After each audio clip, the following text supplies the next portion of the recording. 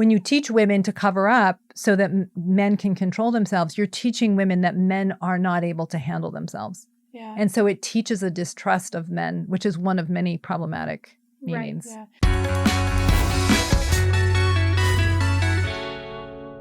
Hi, and welcome back to Saints Unscripted. Sabrina and I are very blessed to have a wonderful and very knowledgeable guest today, Dr. Finlayson-Fife, who is a relationship and intimacy coach, and she helps people develop emotionally and physically to create very intimate and healthy relationships. How are you doing today? Good. Yeah, we're so happy to have you here and so Yeah. happy to talk about modesty, which is a huge topic among people in the church, especially the age group that we speak to. Well, I'm glad to be here. Yeah, of course. This is a topic that I'm both passionate about and then also a little bit intimidated by, because I feel like I have these conversations like with my husband and we can never get to like solid answers. Yeah. So I feel like I'm really excited to hear your perspective on things and just kind of learn more together.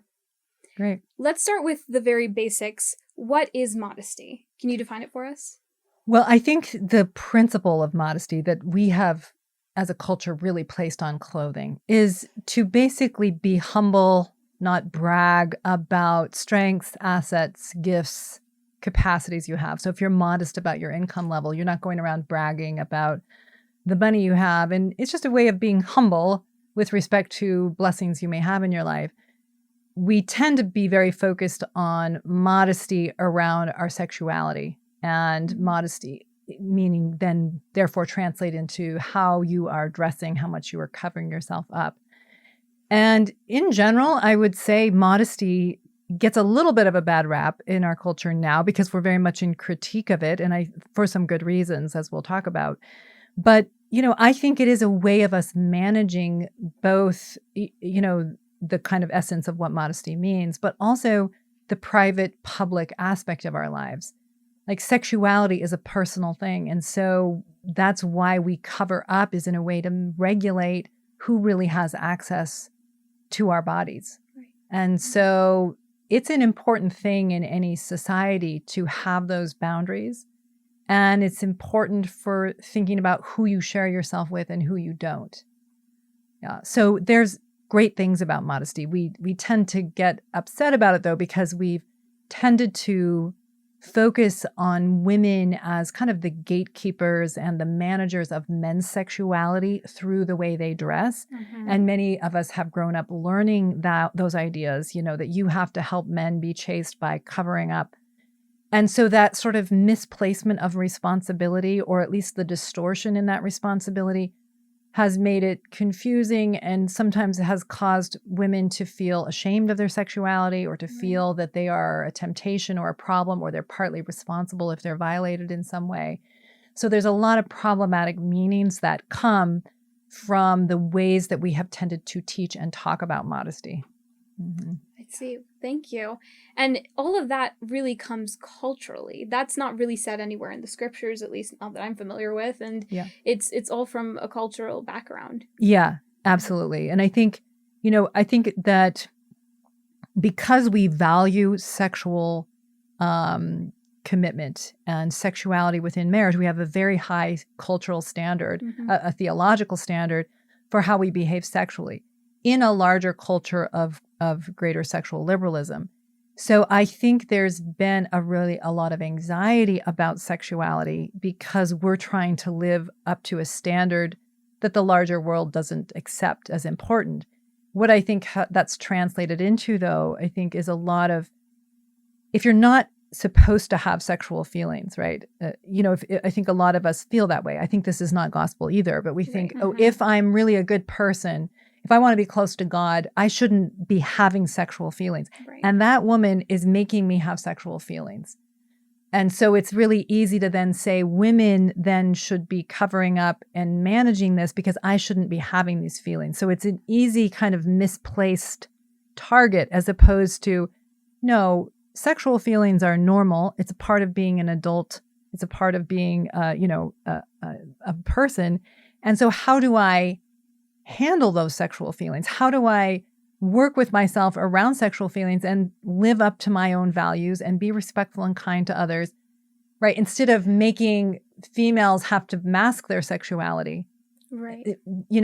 Teaching males, for example, to learn to regulate themselves around their sexuality. And this is extremely important for many, many reasons, which might be longer than this podcast, but but for men to be trustworthy around sexuality is to learn how to regulate themselves around those feelings, right? Right. Yeah. When you teach women to cover up so that men can control themselves, you're teaching women that men are not able to handle themselves. Yeah. And so it teaches a distrust of men, which is one of many problematic meanings. Yeah. I'm thinking about whenever I was maybe like young woman age and taught about modesty. First of all, the word modesty to me only meant clothing. Yes, in my mind, right? Not even the definition of the word. And the type of clothing was like covering specific parts, like that's modesty. Yes. And so that's already a problem on its own. But I think that something that keeps sticking in my mind is that if we're taught, so as young women taught, like we need to dress a certain way so that we're not distracting the young men, or at girls' camp, we're not distracting the older men that are... That's a particularly crazy one. But anyway, yeah. But also from the perspective of the young men, they're also in a way taught that it's not their fault, right? That it's like, if a girl's dressing a certain way, then they are to, like, it's okay for them to be like, oh no, she's dressing that way, she shouldn't dress that way. And so to judge and to critique or whatever. It's like a cycle that I don't like. How do you end it? Where it's like the girls don't want to dress a certain way to distract the guys, but the guys think that they can be distracted, like that it just happens. Well, first, I think in teaching young men or teaching sons, right, is that sexuality is a wonderful part of life. And you're going to have a lot of feelings starting around age 12. Yeah. And they're going to feel kind of out of control. And you're going to feel like you're not fully yourself. And nothing's going wrong. That doesn't make you bad. It doesn't make you, less spiritual. It just means that a process is happening that's meant to happen. And it's going to feel unruly sometimes. Your goal is to learn how, with time, to, basically accept this gift of your sexuality and be kind to yourself and respectful of others with it. You always, always are going to be the one responsible for how you handle your sexual feelings. Okay. And that's true unmarried and in marriage. Yeah. So that's your job. Okay. To females, I would say, look, you're attractive. Okay. I know, it's our fault. And there's nothing wrong with that. And being desirable is a wonderful part of being female. And you can enjoy being desirable. It's a good thing, right? And enjoying your beauty is a good thing. However, you want to be modest about it in the sense that you don't want to take advantage. You don't want to, for the sake of the attention you can get, right, take advantage of other people that are around you. You want to be respectful of yourself, your own dignity, and the men that are around you. And, to not make it about your sexuality, even though this is an asset that you have, because it reduces you and it reduces the other. So you can both value your sexuality, hold self-respect, hold dignity around how you are in your body and in your clothing, and enjoy your attractiveness while making your relationships more about the relationship themselves rather than trying to draw on something that will get you easy validation or easy attention. That was so good. And in terms of like easy validation, easy attention, I feel like it's even harder for girls who maybe didn't grow up witnessing happy, healthy relationships, or like girls who, did the only way they got validation from men was by showing, like using their attractiveness. That's right. And so it seems like this place that puts them in a power, but really it diminishes who they are. Like you said, it reduces them to just their attractiveness. That's right. And so by women taking responsibility for how they dress modestly and men taking responsibility for their own sexual feelings, that puts both genders into a position of power. Really. That's right. And it moves it from the external to the internal. So now it's like, wait, this is my choice. This is going to lead to me determining who I want to be as an individual, which aligns with my values and beliefs. Exactly. And it's not, like clothing lines, meaning how you dress matters within your culture because it carries a meaning, right? Absolutely. I've talked about this before where my family, we visited Turkey and I was dressing completely modestly by Utah standards, but by Turkey standards, I was a different kind of woman. And so people would men would leer at me and things like that because it had a different meaning there, right? Right.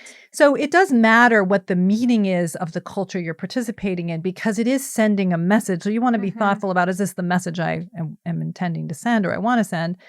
But really what's appropriate for the activity that I'm involved in. What's the level of sexiness that's appropriate for this particular event? If you're at the beach, it's going to be very different than if you're sitting for an exam, right? Yeah. Right. And so being able to think about what's appropriate to the activity, what holds my dignity, what's respectful of the people around me. That's just a part of self-respect and other respect. Yeah. And you mentioned also, like in your example being in Turkey, that it also is safety is a part of it too. Right. Or if you give the wrong message. Circumstances, and Which never makes you responsible, to be clear, right? Because sometimes a rape victim, they're like, well, what was she wearing? Yeah, well, what did she, and of course that's always wrong. But also being practical about, I want to make sure I'm not giving a message, even unwittingly, that would make me unsafe. Like in Turkey, I never walked alone. I just didn't, I just felt like it wasn't safe for me to do it. Absolutely. Yeah.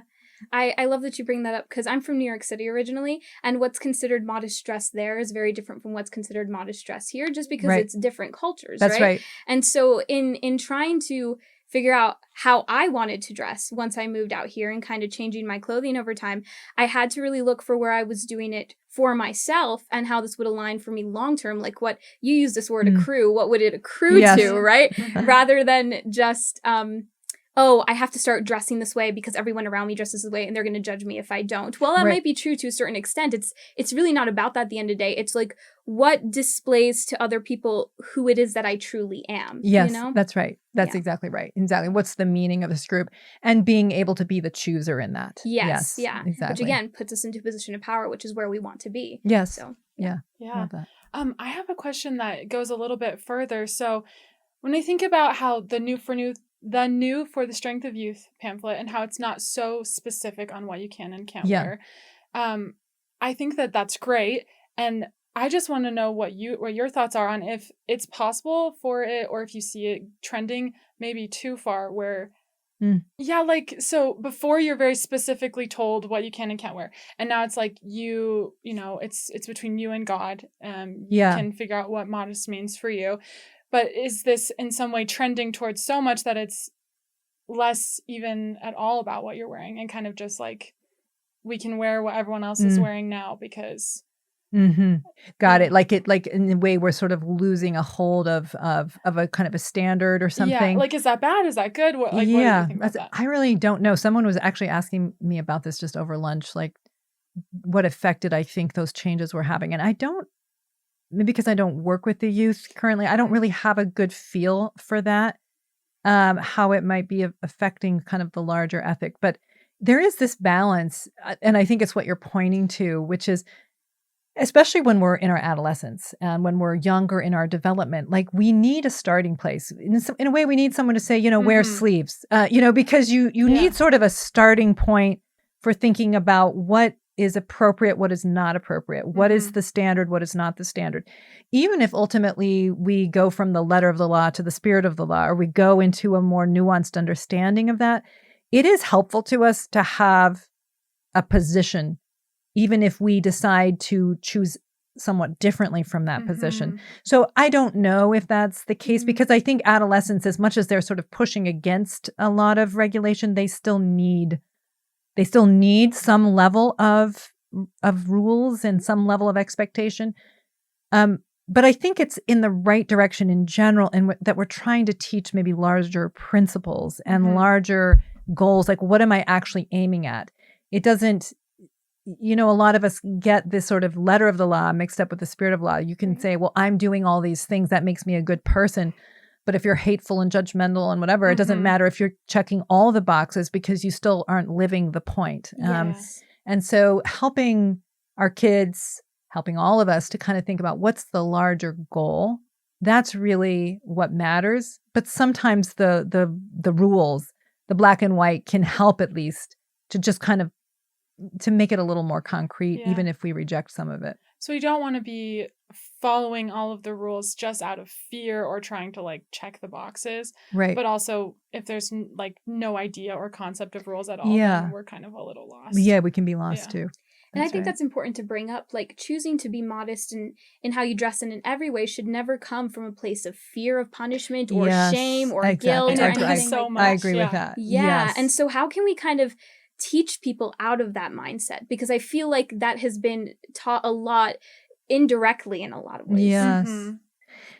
It's a good point. So, I've been thinking about this idea a lot lately that the opposite of love is fear. That Yes. those kind of work in opposites. And so what's driving my motivation? So I love what you're saying. Like it shouldn't come out of fear. It should come out of love, like self-respect, respect for Yeah. others.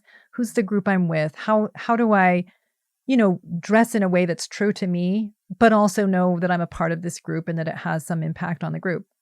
It's a little tricky though, because I think when we are younger, we tend to have fear as a motivator often. Now, it doesn't have to be that way, but we're looking for, am I safe? Do I belong? What is going to make me be okay, in this peer group, working with my kids who are, coming out of adolescence. But a lot of that is like not being able to just go do the loving, kind thing because it's like, well, I want to belong. And how do I, Mhm. And so sometimes that fear and anxiety is really alive in us, no matter what parents and adults say. That's, True. we're trying to get a lot of those questions worked out. But I think we can certainly lean on the muscle of love and self-respect and self-acceptance.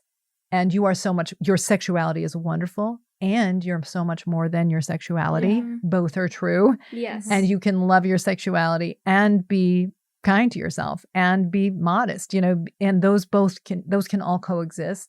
So I think it's probably just offering, if I were to give one bit of kind of overall feedback to how we teach these principles, is to lean more on the beauty and the good of the body, of sexuality, of pleasure, of attractiveness. And because it's good, we want to cherish it.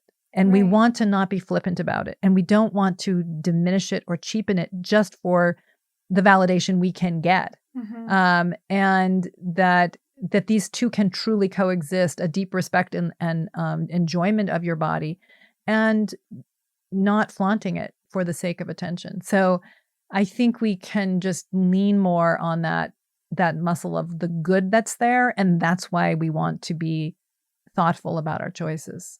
I love that so much. This may be like a more simple analogy, but it almost reminds me of like those times in my life where I've bought a really beautiful, nice dress. And I'm like, I'm going to use this for a special event. Until then, it's going to stay in my closet. Yeah. No one is going to see it. Yeah. I'm going to wear it for like Christmas or New Year's. Yeah. And that's the only time anyone will see it. And it's almost like, because I am proud of my body and I love my body and I think it's so special and wonderful and I can't wait to share it with someone someday, I'm going to keep it away now because I understand and I acknowledge how proud of it I am and how much of a sacred, special, beautiful gift it is. Right. Anybody who said that people putting on clothing is because they are ashamed of their bodies is just such a simple-minded idea. Yes. Like, of course, that can be true for some people, but I just think it's so much more than that. It's like, no, because I don't want to share it with you. Yeah, exactly. It's like, this is special to me. Yeah. I will share it when the time is right. Exactly. Yeah, Exactly. absolutely. So like as a parent, so I have a baby, right? So she's just tiny. I'm not really influencing her in these ways yet. Maybe I am. I don't know. But as she gets older, and I think that if I can do all that I can to instill an environment where I'm not encouraging her to feel shame and like for her to come to me with any sort of questions, but there still is always these outside influences. Yeah. Do you have any advice on how as a parent you can even handle this when you can do all you can to not have them feel shame, yet other people still might instill that in them? I think it's just being in conversations. This definitely happened for my kids where they were getting messages at church that I didn't know they were getting. So first of all, I think you can be very powerful as a parent just by being comfortable in your own body, just modeling what you hope for them, because they just map it and they can understand it in this intuitive way when they see it role modeled. I know for my daughter, I didn't care if she wore tank tops or anything like that, but she was learning in, I think, late primary and early young women's, like that was a lesser way to be. And so she didn't tell me for a while, but that she felt like that made her less of a good Latter-day Saint, that made her sort of a step down from others. And I think she felt like she would make me feel bad if she said she felt uncomfortable wearing the tank tops because she wanted to fit in or something. So anyway, it took her a little bit to say it. And I was like, oh my goodness, that, yes, I can understand that that's there. And I can understand how that could maybe make you feel bad because you want to fit in. Right. And you really can dress in the way that you feel you want to dress, meaning you don't need to wear tank tops. You can do. Now, I think she did start to not wear tank tops so that she felt more like she was fitting into that group. Mm-hmm. But I think that's perfectly okay in a normal sense of trying to figure out, do I belong to this group? But just helping her be more conscious of it and be more It's coming deliberate from of it. her. Yeah. And, I had a son too, who was like learning, he was, I've told this story publicly before, but he was on the autism spectrum. And so I was making dinner one night. He came downstairs and he's like, Mom, why do people put naked pictures of themselves on the internet? And I'm like, why do you ask? So I went and looked at his search history, which was a bit horrifying to see what he'd been looking at over the last hour and discovering, I think somewhat distressingly for him, it was pretty difficult content.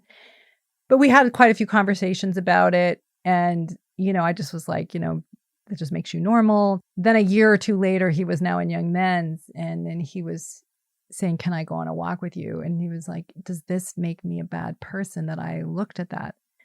Because he was now learning how bad it was. My husband and I were pretty normalizing. I mean, we did things to put some blockers on our house and stuff like that so that he wasn't able to run into it. But he was now learning these ideas of shame. So it was really helpful. I'm like, I'm glad you're talking to me about it. And this is what we do a lot of times when we feel fearful. We really can load people down with feelings of shame and anxiety and fear. Yeah. And you were just doing what would be normal. You were curious, you were surprised, you clicked on the next link, and but that only makes you normal, not bad. Yeah, and you could have handled that in a totally different way that would have made him never feel comfortable to talk to you again, exactly. right? Exactly. That's right. And so it just allowed us to be in some ongoing conversations about it. And to help him understand and help my kids all understand, like, you're going to get different messages at church. You're going to get different messages at school. You're going to get messages all over the place. And this is where Dad and I stand, but you're going to need to sort out where you stand with time. Yes, absolutely. I love that it's this idea of like, yes, as a parent, you are to teach your kids right from wrong, but at the same time, they're going to make mistakes. That's just true for anything that they do in life, right? And I do feel like kids and teens will naturally learn to self-regulate as they have more experiences and as time goes on, and as they learn from you more, right? And just having a support system there that they feel like they can trust and talk to about that stuff is really important. Is a big deal. Yeah. I mean, and in terms of self-regulating, like when I went to high school, I knew people who in freshman year, they would wear crop tops and tank tops and stuff. And by the time they got to their senior year, they dressed differently. They covered up more because that's what they wanted to do. So that self-regulation definitely comes into play with experience and time. That's right. And peer relationships are part of figuring out who you are. You're sort healthy. of borrowing what your group is saying, and we all do that. And then when it's all going well, we figure out, who am I actually in this, not just who is my group. Yes, absolutely. That's where the shift from external to internal happens, which is important for development. Definitely. Yeah. That's right. So like I mentioned, I have a baby and it's a girl, which I think that, that's a little bit harder in some ways. So if you just could give me like one piece of advice that kind of encompasses what we've been talking about today with raising the future generation, what would that be? Oh gosh. I mean, just to cherish and adore her. Really. No, I can see how that encompasses it. It really does. Yeah. And to see her as a gift, to see her body as a gift.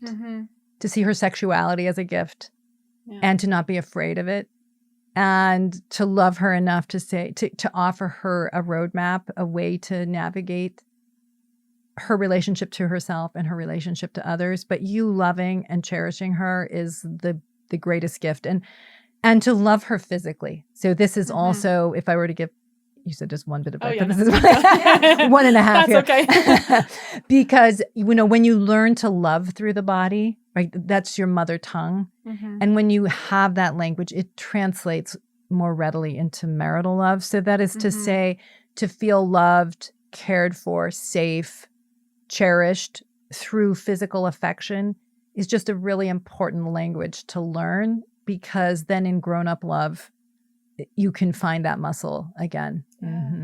And I feel like that can also translate over to those who are watching who are single and, they're not on that path yet. Yeah. Just, if that's something you weren't taught growing up, this is a wonderful and great opportunity to learn to love yourself in that way, to learn to respect your individualism, respect your values, determine what your values are and how to live in accordance with those, and to really love your body and show that you are proud of it by choosing things that align with that value. So we thank you so much for watching. And Dr. Jennifer, thank you so much for being with us today. Thank you so much. Yeah, my pleasure. I love being here. And if you guys have any, questions or comments or anything that inspired you today, we would love to hear it. So please let us know in the comments, and we'll see you next time.